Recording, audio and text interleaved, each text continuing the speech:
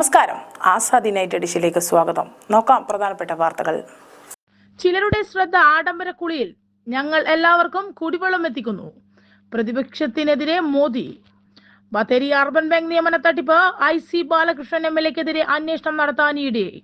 ചെമ്മീൻ ഉൽപാദനത്തിൽ കേരളത്തിന് അനന്ത സാധ്യത. Speaker advocate N Shamseer.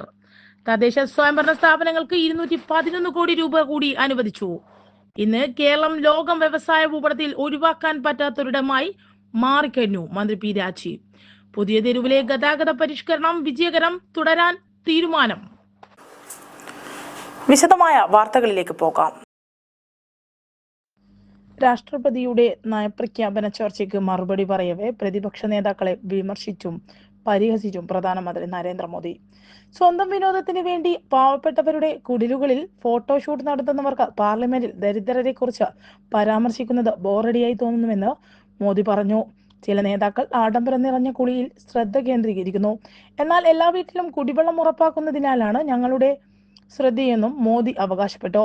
14ാം തവണയും രാഷ്ട്രപതിയുടെ നയപ്രഖ്യാപനത്തിന് മറുപടി പറയാൻ തനിക്ക് അവസരം നൽകിയ ജനങ്ങളോട് നന്ദി പറയുന്നു എന്ന മുഖപുരയോടെയാണ് പ്രധാനമന്ത്രി പ്രസംഗം ആരംഭിച്ചത്.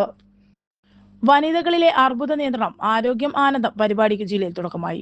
വനിതകളിലെ അർബുദ നിയന്ത്രണത്തിനുള്ള ആരോഗ്യ ആനന്ദം പരിപാടിക്ക് ജില്ലയിൽ തുടക്കമായി. ലോക അർബുദ ദിനാചരണത്തിന്റെ ഭാഗമായി ഇരുവേരി സാമൂഹികാരോഗ്യ കേന്ദ്രത്തിൽ നടത്തിയ ജില്ലാതല പരിപാടി ജില്ലാ panchayat vice president advocate Binoy Kurian ഉദ്ഘാടനം ചെയ്തു.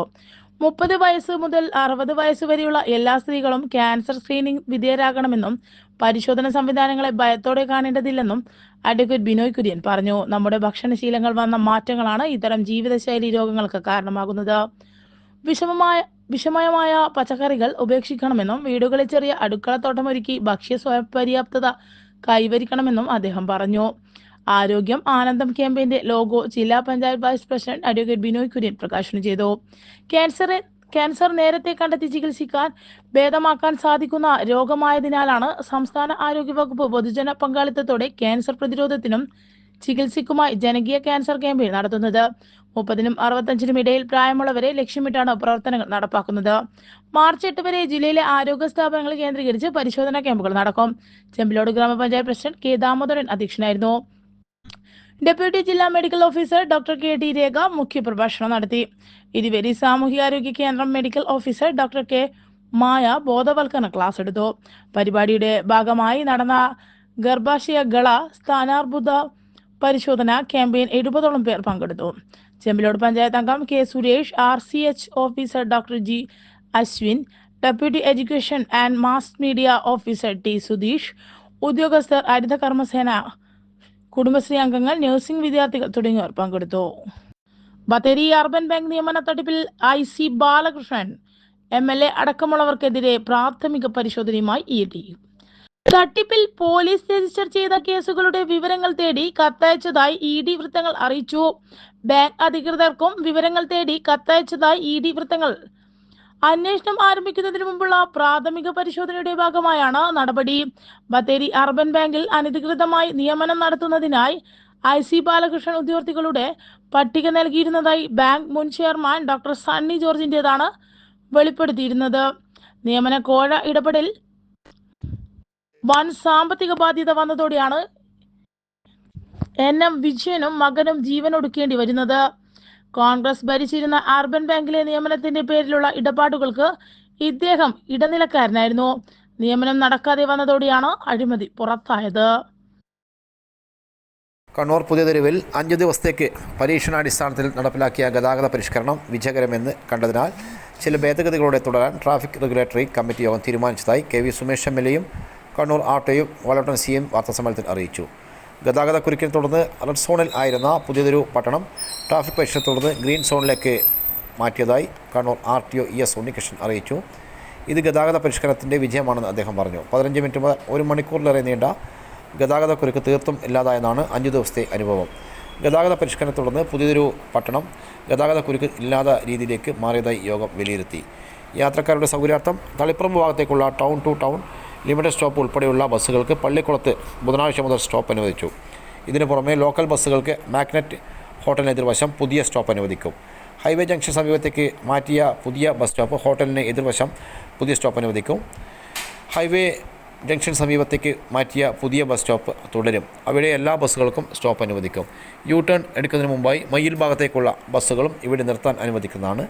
വില്ലേജ് ഓഫീസിന് എതിർവശത്തെ പഴയ ബസ് സ്റ്റോപ്പ് KSEBയുടെ അനുമതിയോടെ ട്രാൻസ്ഫോമർ ഉൾപ്പെടെയുള്ള മാറ്റി സ്ഥാപിച്ച് സ്ഥിരം ബസ് ബേ ആക്കി മാറ്റി സ്ഥാപിക്കാൻ യോഗം നിർദ്ദേശം നൽകി.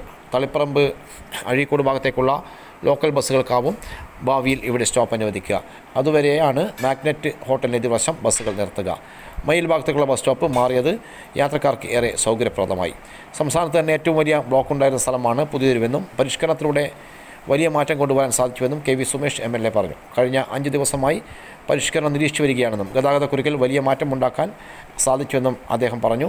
ബസ് ഉടമകളുടെയും ബസ് ജീവനക്കാരുടെയും മോട്ടോർ തൊഴിലാളികളുടെയും ഓട്ടോറിക്ഷ തൊഴിലാളികളുടെയും സംഘടനാ ഭാരവാഹികൾ ട്രാഫിക് റെഗുലേറ്ററി കമ്മിറ്റി യോഗത്തിൽ ഗതാഗത പരിഷ്കരണത്തെ പൂർണ്ണമായും പിന്തുണച്ചു. രാവിലെ കളക്ടറേറ്റിൽ MLAയും ജില്ലാ കളക്ടർ അരുൺ K. വിജയനും RTOയും പങ്കെടുത്ത യോഗവും ഗതാഗത പരിഷ്കരണം വിജയകരമാണെന്ന് വിലയിരുത്തി. News desk Azadi media. ഇൻഷുറൻസിലെ വിദേശ നിക്ഷേപ പരിധി വർധന ജീവനക്കാർ പ്രതിഷേധിച്ചു. ഇൻഷുറൻസ് മേഖലയിലെ വിദേശ നിക്ഷേപ പരിധി 100% വർദ്ധിപ്പിക്കാനുള്ള കേന്ദ്ര ബജറ്റ് നിർദ്ദേശത്തിൽ പ്രതിഷേധിച്ച് all India insurance employees association, pensioners association, contract workers association എന്നീ സംഘടനകളുടെ നേതൃത്വത്തിൽ ദേശവ്യാപകമായി LIC ഓഫീസുകൾക്ക് മുന്നിൽ ജീവനക്കാർ പ്രകടന വിശദീകരണ യോഗവും നടത്തി. കണ്ണൂർ നടന്ന യോഗത്തിൽ LIC employees union Kozhikode division president K. Bahuleyan വിശദീകരണം നടത്തി. ജില്ലാ coordination committee convener MK Prajith അധ്യക്ഷത വഹിച്ചു.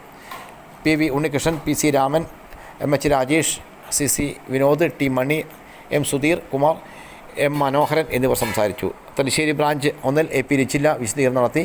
U മനോഹരൻ, K Prakashan, K Arunkumar, P Vijayakumar എന്നിവർ സംസാരിച്ചു. തലശ്ശേരി ബ്രാഞ്ച് 2 M അനിൽകുമാർ വിശദീകരണം നടത്തി. PV Rajeevan, C Prakashan, Prabhakaran, Vinsu Kurian, K Prajil എന്നിവർ സംസാരിച്ചു. മട്ടന്നൂരിൽ E ചന്ദ്രൻ, K Rameshan, തളിപ്പറമ്പിൽ K Ganesan, PV Shiju, CP Manisha, പയ്യന്നൂരിൽ KV Venu, PV Ganesan, Ramesh Puthiyarakkal, M ഷിബിജ് എന്നിവർ സംസാരിച്ചു.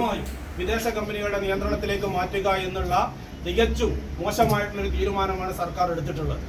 നമുക്കിപ്പോൾ തന്നെ അറിയാം, ഇന്ത്യയിൽ 24 സ്വകാര്യ കമ്പനികൾ ലൈഫ് ഇൻഷുറൻസ് മേഖലയിലും അതിലേറെ സ്വകാര്യ കമ്പനികൾ നമ്മുടെ ജനറൽ ഇൻഷുറൻസ് മേഖലയിലും പ്രവർത്തിച്ചു കൊണ്ടിരിക്കുകയാണ്. ഇവയൊക്കെ തന്നെ വിദേശ കമ്പനിയും ഇന്ത്യൻ കമ്പനിയും തമ്മിലുള്ള ഒരു സഖ്യത്തിന്റെ അടിസ്ഥാനത്തിലാണ് പ്രവർത്തിച്ചുകൊണ്ടിരിക്കുന്നത് എന്നൊക്കെ നമുക്കറിയാം. 74% വിദേശ നിക്ഷേപവും 26% ഇന്ത്യൻ നിക്ഷേപവുമായി സംസ്ഥാനത്തെ ത്രിതല പഞ്ചായത്തുകൾക്കും നഗരസഭകൾക്കുമായി 211 കോടി രൂപ കൂടി അനുവദിച്ചതായി ധനകാര്യമന്ത്രി KN ബാലഗോപാൽ അറിയിച്ചു. പൊതു ആവശ്യങ്ങൾക്ക് വിനിയോഗിക്കാനാവുന്ന ജനറൽ പർപ്പസ് ഫണ്ടിന്റെ ഒരു ഗഡു കൂടിയാണ് അനുവദിച്ചത്. ഗ്രാമപഞ്ചായത്തുകൾക്ക് 150 കോടി രൂപ ലഭിക്കും. ബ്ലോക്ക് പഞ്ചായത്തുകൾക്ക് 10 കോടിയും ജില്ലാ പഞ്ചായത്തുകൾക്ക് 7 കോടിയും ലഭിക്കും. മുനിസിപ്പാലിറ്റികൾക്ക് 26 കോടിയും കോർപ്പറേഷനുകൾക്ക് 18 കോടിയും അനുവദിച്ചു. കേന്ദ്ര സർക്കാർ നയങ്ങൾ മൂലമുള്ള സാമ്പത്തിക ഞെരുക്കത്തിനിടയിലും തദ്ദേശ സ്വയംഭരണ സ്ഥാപനങ്ങൾക്കായി നീക്കിവച്ചിട്ടുള്ള തുക പൂർണ്ണമായും ലഭ്യമാക്കുകയെന്ന പ്രതിജ്ഞാബദ്ധമായ നിലപാടാണ് സർക്കാർ സ്വീകരിക്കുന്നതെന്ന് ധനകാര്യമന്ത്രി പറഞ്ഞു. ഈ സാമ്പത്തിക വർഷം ഇതിനകം 10,433 കോടി രൂപ തദ്ദേശ സ്വയംഭരണ സ്ഥാപനങ്ങൾക്ക് അനുവദിച്ചു.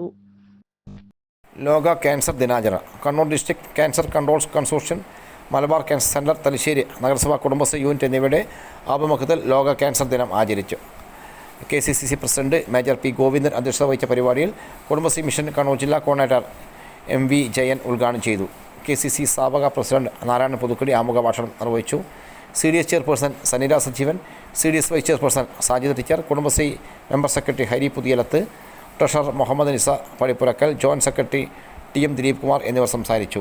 KCC vice president PK Suresh സ്വാഗതവും ജനറൽ സെക്രട്ടറി KM ചന്ദ്രൻ നന്ദിയും പറഞ്ഞു. ചെമ്മീൻ ഉൽപാദനത്തിൽ കേരളത്തിന് അനന്ത സാധ്യതകളുണ്ടെന്ന് നിയമസഭാ speaker N. Shamseer agency for development of aquaculture കേരളയുടെ എരനോളി ഫിഷ് ഫാമിൽ പുതുതായി പണിത മത്സ്യ വിപണന കേന്ദ്രത്തിന്റെ ഉദ്ഘാടനം നിർവഹിച്ചു സംസാരിക്കുകയായിരുന്നു സ്പീക്കർ. വനാമി ചെമ്മീൻ കൃഷിയുടെ ആദ്യ വിളവെടുപ്പും സ്പീക്കർ നിർവഹിച്ചു. എരനോളി ഗ്രാമപഞ്ചായത്ത് പ്രസിഡന്റ് MP ശ്രീഷ അധ്യക്ഷയായി. എരനോളി പഞ്ചായത്തിലെ ആടാക്കിന്റെ 9 ഹെക്ടർ ജലവിസ്തൃതിയുള്ള ഫിഷ് ഫാമിലെ വനാമി ചെമ്മീൻ കൃഷിയുടെ ആദ്യ വിളവെടുപ്പാണ് നടന്നത്. 2024 ഡിസംബറിലാണ് 1.25 ഹെക്ടർ വിസ്തൃതിയുള്ള ഡി കുളത്തിൽ 3 ലക്ഷം കുഞ്ഞുങ്ങളെ നിക്ഷേപിച്ചത്. ചെമ്മീൻ കൃഷി ആരംഭിച്ചത് ഫാമിലെ 6 കുളങ്ങളിലായി പൂമീൻ, തിരുത, കള്ളാഞ്ചി, കരിമീൻ തുടങ്ങിയവയും ഉൽപ്പാദിപ്പിച്ചിരുന്നുവെങ്കിലും ആദ്യമായാണ് ശാസ്ത്രീയമായ രീതിയിൽ വനാമി ചെമ്മീൻ കൃഷി ചെയ്യുന്നത്. 7 ടൺ ചെമ്മീൻ ഉൽപാദനമാണ് ഇത്തവണ പ്രതീക്ഷിക്കുന്നത്. ഫാമിലെ മറ്റു 2 കുളങ്ങളിലേക്കും വനാമി ചെമ്മീൻ കൃഷി വ്യാപിപ്പിക്കുന്ന പ്രവർത്തനങ്ങൾ നടന്നുവരികയാണ്. തദ്ദേശീയരായ ജനങ്ങൾക്ക് വിഷരഹിതവും ഗുണമേന്മയുമുള്ളവ മത്സ്യം ലഭിക്കുക എന്ന ലക്ഷ്യത്തോടെ 2012 എരനോളി ഫിഷ് ഫാം നവീകരിച്ച് പ്രവർത്തനം ആരംഭിച്ചത്. മത്സ്യ ഉൽപാദനത്തോടൊപ്പം കാസർഗോഡ്, കണ്ണൂർ, കോഴിക്കോട്, വയനാട്, മലപ്പുറം ജില്ലകളിലെ മത്സ്യ കർഷകർക്ക് ആവശ്യമായ കരിമീൻ, പൂമീൻ വിത്തുകളും ഇവിടെ നിന്നും വിതരണം ചെയ്യുന്നുണ്ട്. മത്സ്യ വിപണന കേന്ദ്രത്തിൽ എല്ലാ ദിവസവും മത്സ്യ വിപണനം ഉണ്ടായിരിക്കും. എരനോളി ഗ്രാമപഞ്ചായത്ത് vice president P Biju, standing committee chairperson doctor RL Sangeetha, panchayat അംഗങ്ങളായ Susheel Chandroth, M Balan, ADAK regional executive M Chithra, fisheries deputy director R Jugnu, farm technician MP Aswathy, രാഷ്ട്രീയ പാർട്ടി പ്രതിനിധികൾ തുടങ്ങിയവർ സംസാരിച്ചു. ഇതോടെ ഇന്നത്തെ ആസാദി വാർത്തകൾ ഇവിടെ സമാപിക്കുകയാണ്. അടുത്ത വാർത്താ ബുള്ളറ്റിൻ നാളെ രാത്രി. നാളെ വീണ്ടും കാണാം. നന്ദി, നമസ്കാരം.